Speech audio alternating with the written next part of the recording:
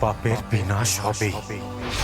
ইন্দুর এত বড় বিপদ তুমি হতে দিও না প্রভু, ওকে তুমি রক্ষা করো। সবকিছু শেষ হয়ে গেল তোমার জন্য অদ্বিতীয়া।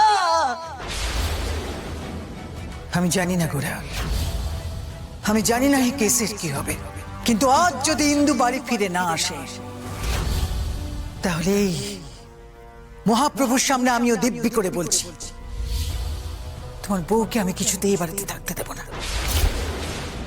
হিন্দু বাড়ি ফিরবে মা,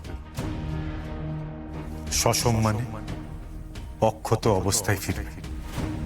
আর আজ এই লড়াইতে শুধু আমরা নয়, গোটা নবদ্বীপের মানুষ এই অন্যায়ের বিরুদ্ধে সোচ্চার হবে।